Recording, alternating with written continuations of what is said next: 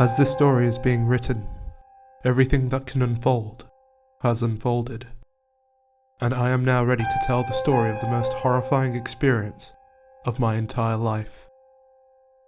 The one that caught me off guard, led me on a twisted quest for answers. My story starts on the 16th of April 2011, in a library in Denmark. I went to this library often in my late teens. I was 18 at this point and I went to read about birds, literature and history. Yes, my interests were a bit peculiar, but I enjoyed them nonetheless.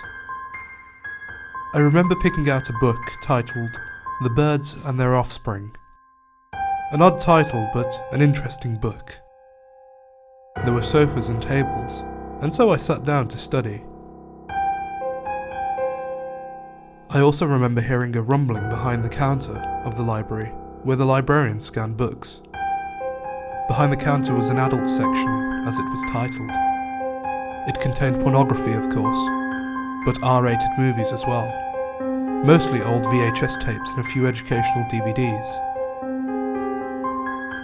I had no real interest in borrowing an ancient piece of shit movie to watch on a far outdated device.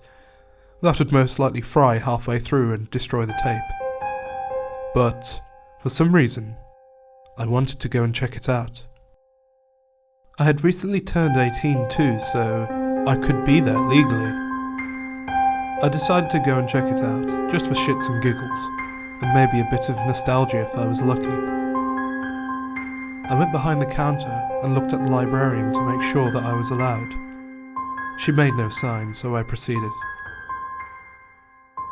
I went into a dark, kind of smelly but otherwise very neat room, stacked to the edge with tapes. They were organised alphabetically, almost all of them dusty. I can't imagine them being very popular. We went to the pornography section firstly, not with the intention of renting anything, but to get cheap laughs at the obscure titles and covers of the old school porn movies, the kind my dad probably watched. I found one called Ultimate Sluts 2.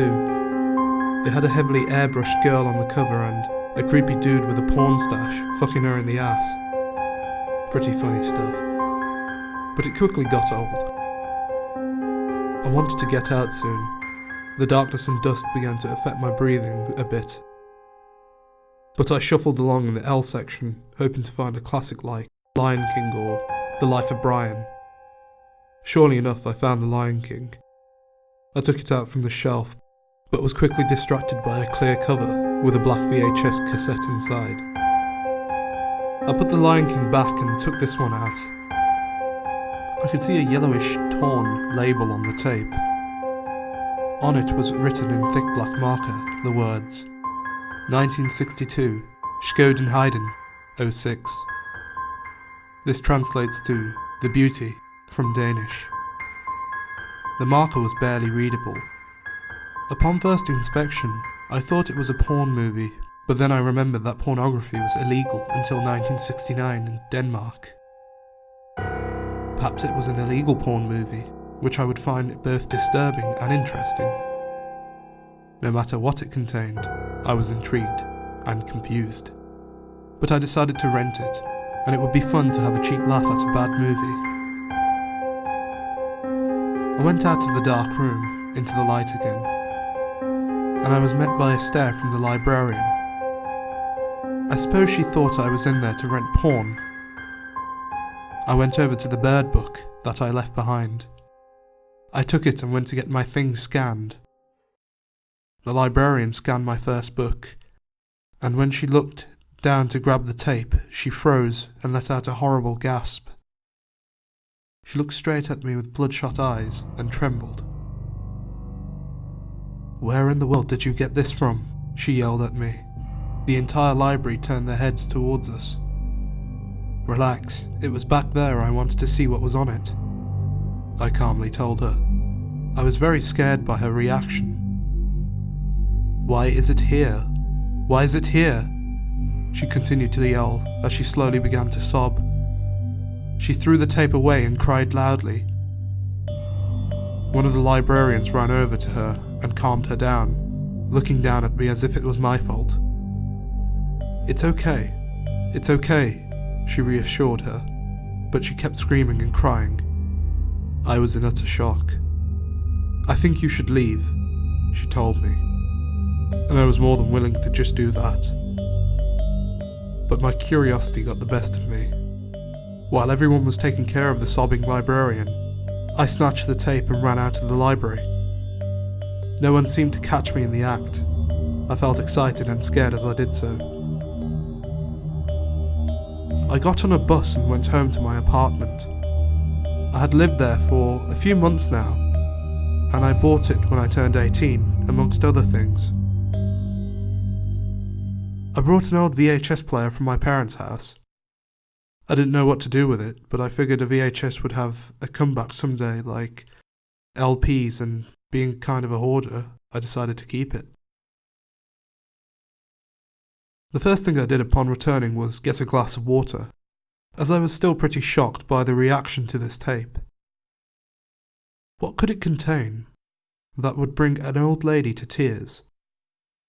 I hoped that it was something legal, and not some fucked up child pornography or animal sex. I got the VHS player out, and blew the dust from it, and plugged it in. It seemed to work, so I took the tape from the cassette and inspected it a little bit, to see if there were any malfunctions that would make it unplayable. It looked fine, so I put it into the VHS player and sat down on a chair, and in the darkness of my living room, saw the black and white Antoise turn into a still image. There was no intro, no trailers, nothing.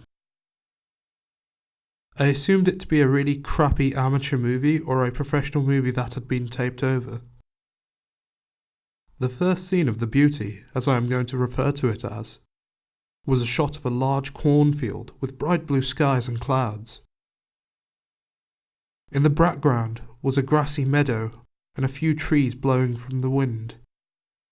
There was no sound. The camera panned out and focused on a single straw of grass. There was a ladybug walking up the straw. Once it reached the top, it flew away, and the camera once again panned over the field. This time a girl, maybe 19 or 20, in old clothes, is walking in the field towards the camera. There is a lot of static noise, and a few cuts in the footage. Suddenly the movie cuts to a scene from inside an old house, and an old man is sitting by a table. He is very big and has a beard. What I presume to be his wife is standing by the kitchen with 2 wooden bowls. She walks over to the table and hands the bowl to the old guy.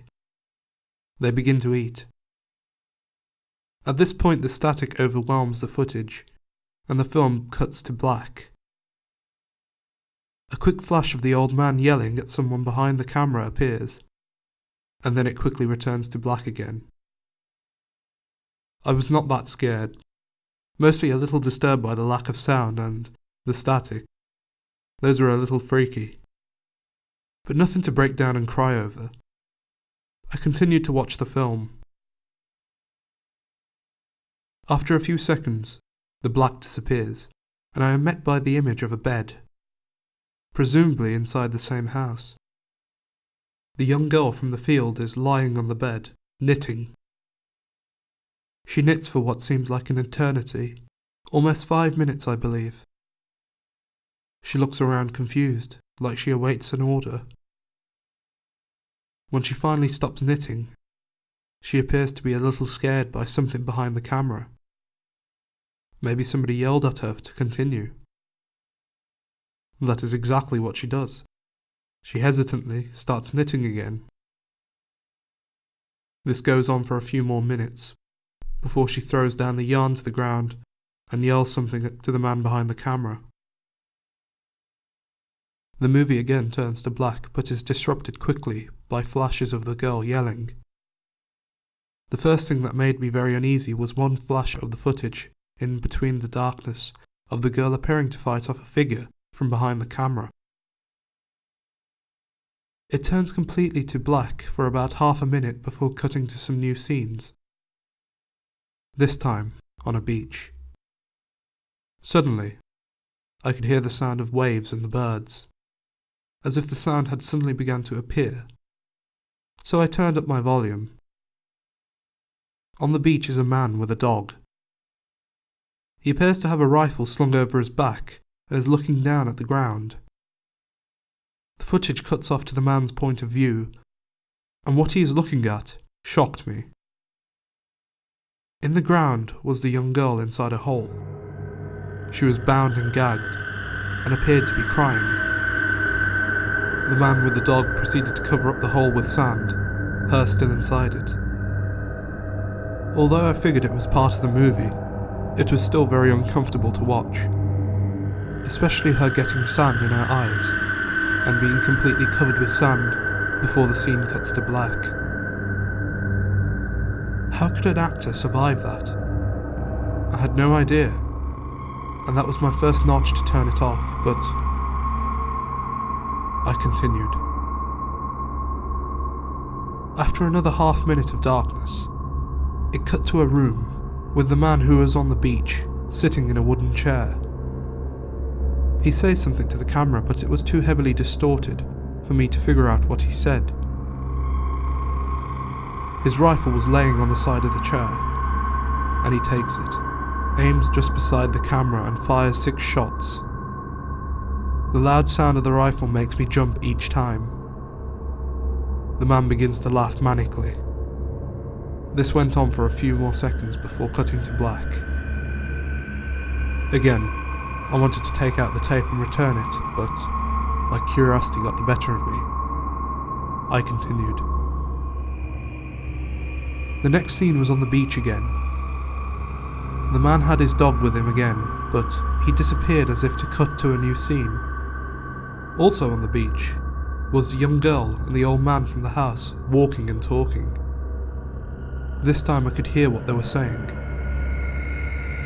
"Father, why must I marry a man I do not love?" asked the young girl. "You will fall in love eventually, I promise that to you, my dear," says what I presume to be her father. "I'm already in love with S-Ben, father," she yells before beginning to cry. After this, heavy distortion begins again, and I am unable to hear what the father says to her.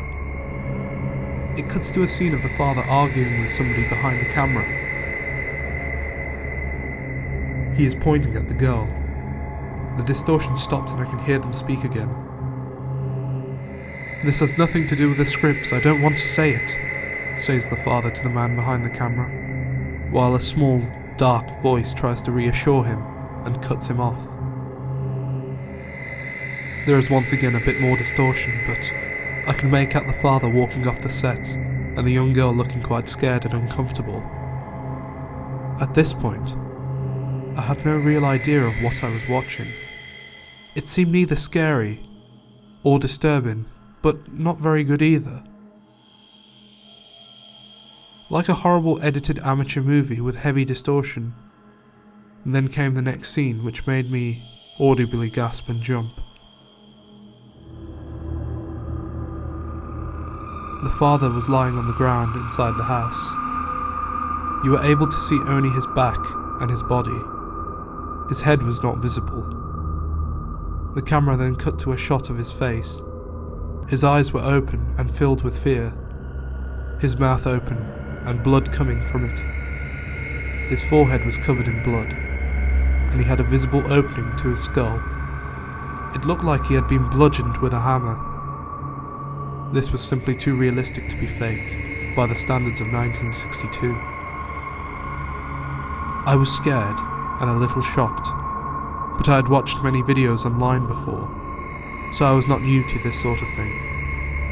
I had seen people have their heads cut off and arms being ripped from their torsos with trucks, but it seemed more shocking to see an actual snuff video on a VHS.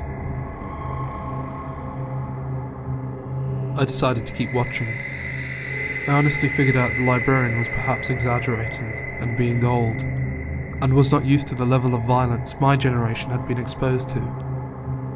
I continued thinking that it could not be that bad, but I was wrong. The scene of the dead man lasted for a few minutes before a figure approached his body. The scene pans out, as if someone moves the camera back. The figure is covered with a black cloth. He carries a knife in his hand. He says something to the camera, but it's too heavily distorted to make anything out. Like I said, I was a little shaken, but nothing too serious. That was, until the masked man walks behind the camera and pulls the young girl into the shot of the camera, along with a small child. The girl is bound and gagged, and appears to be screaming and twitching. The masked man carries the small child on his shoulder. He hits the young girl, which makes her fall to the ground. With the young girl looking up at the masked man and the small child, I could feel the boundaries of violence being pushed with each passing second. The masked man suddenly hurls the small child at the wooden floor, making the young girl scream hysterically. The distorted, blood-curdling screams from the girl, along with the cries of agony from the child, eventually got to me. I decided to turn the volume down and pause the tape.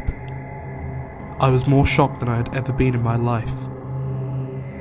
I sat for a second to ponder what to do, but for some reason, I decided to carry on and pressed play. I had paused right before the scene switched to black. It was like that for a few seconds before cutting to the beach we had previously seen the girl being buried in. I realised there was no timeline, and the clips were apparently in random order. This could explain the distortion. Where the girl was buried, the masked man, who I presumed to be the man with the rifle and the dog, had put up a stone. On the stone was a bad carving job.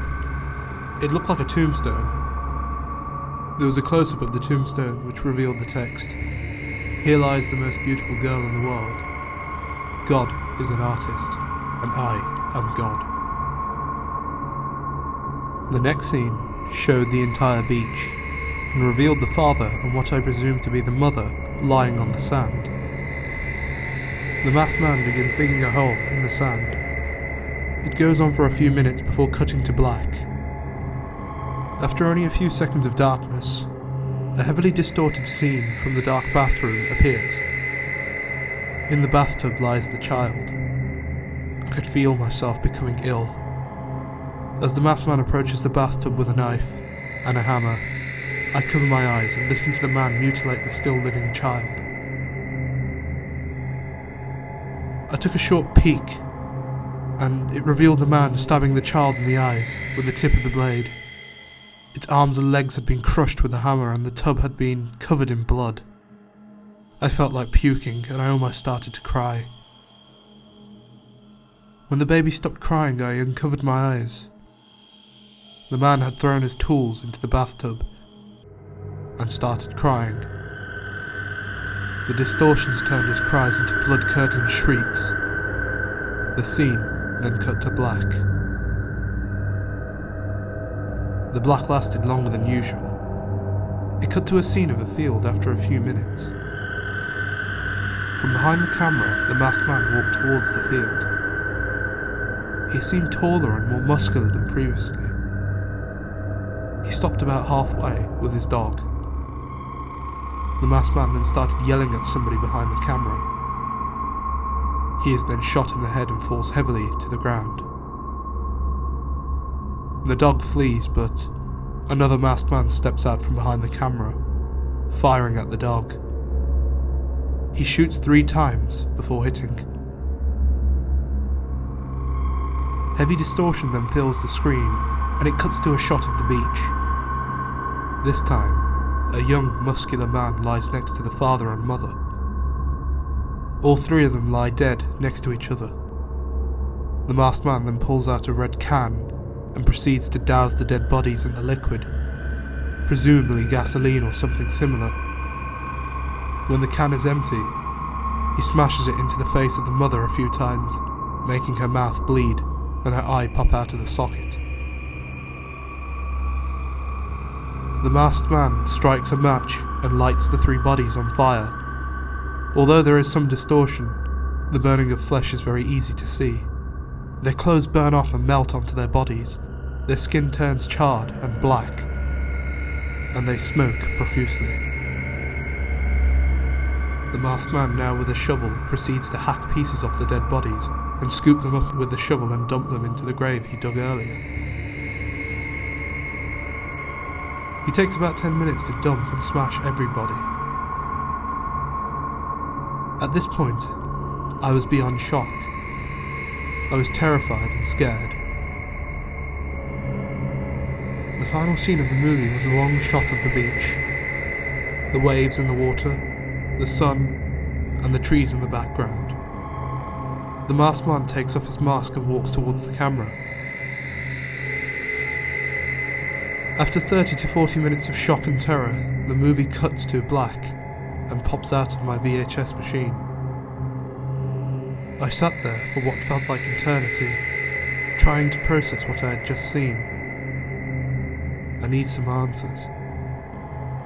I got up and I turned on my laptop. I opened up the Tor browser. Like I said, I was no stranger to gory videos, so I knew of a forum that discussed and shared these things. Some people even collected snuff and gore movies, so perhaps somebody had a copy of this and could give me some background into the story. The forum was called The Gore Mafia, a black site with red text, real scary and gory. But I had been there before. I started searching for Skudenheiden, but it returned nothing. No discussions, no mentions. I had no idea what the original title was, so I decided to make a forum post, which I will copy and paste here. Hey guys, I just rented a movie from my library. The librarian cried when I showed it to her, so I stole it, lol. Anyway, the footage on here is really fucked up and I suspect of it being real. It had no cover but a white label that had the title 1962 Skudenheiden 06. Have you guys heard of it? There is no mention of it here. 5 minutes after posting, my post was removed. I had copied and pasted it, so I tried it again. This time it was removed after less than a minute.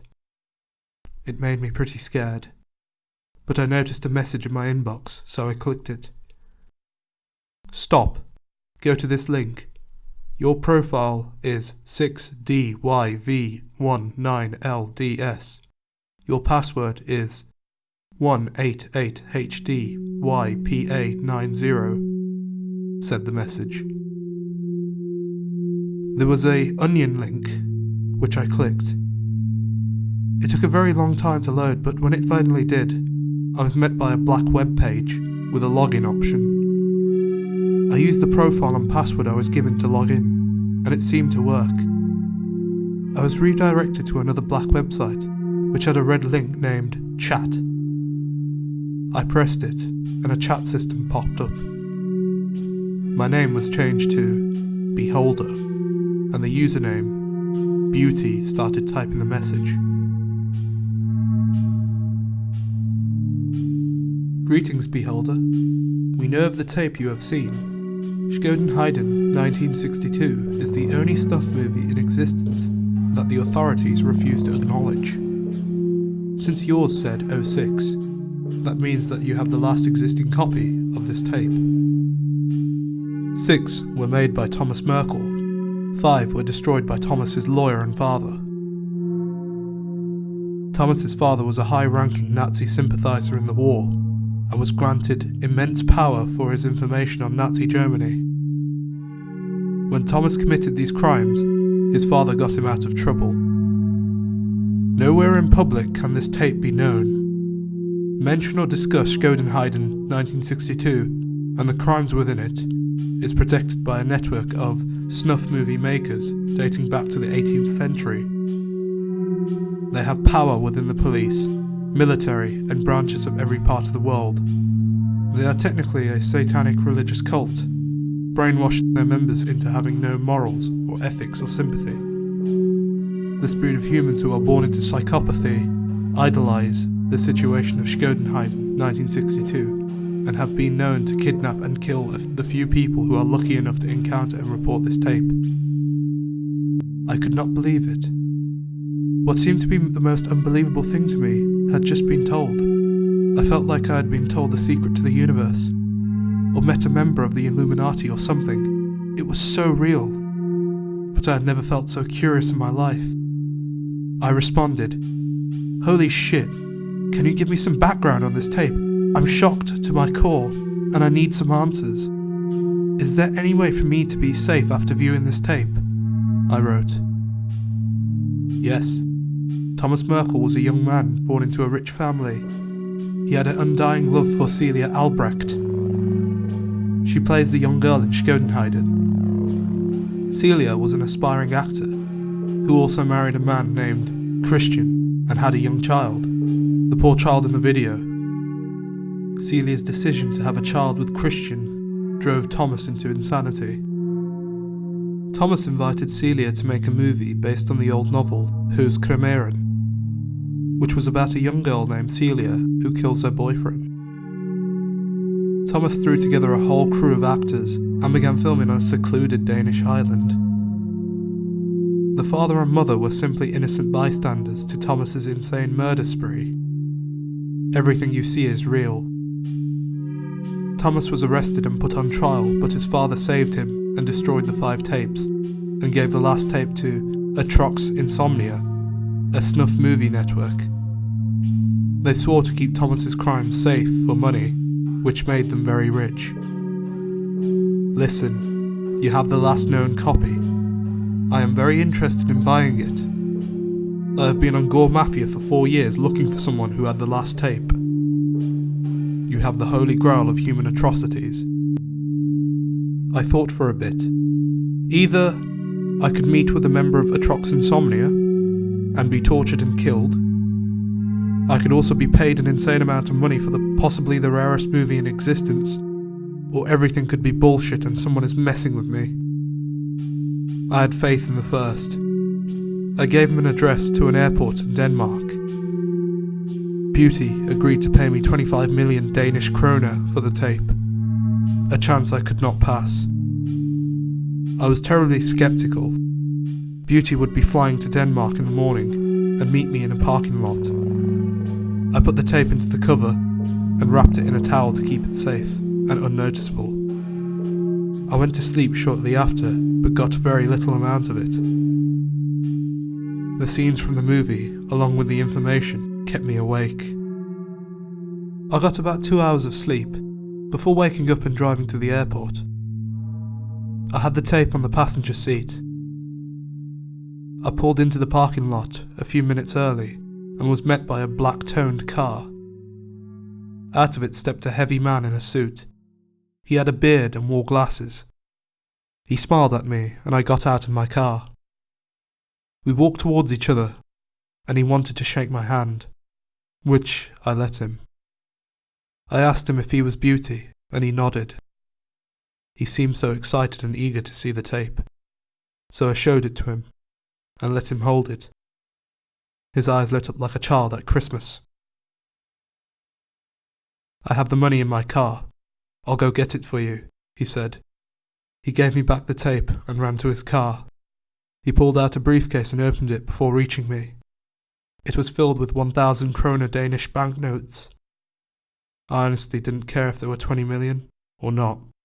I just wanted a lot of money. I took the briefcase and gave him the tape. He thanked me from there until he was in his car again. After returning home, I honestly felt terrible. I had taken 25 million from a clearly disturbed man who was after a horrible but not unbelievable snuff movie. I tried to shake everything off I had experienced, and when I was home, I put down the briefcase and sat on my bed. The next thing I remember is waking up. I had no recollection of anything hitting me or becoming tired. I had a headache, and when I looked at my watch, I saw that 4 hours had passed. My apartment was messy, and the briefcase is missing. I saw a note on my desk.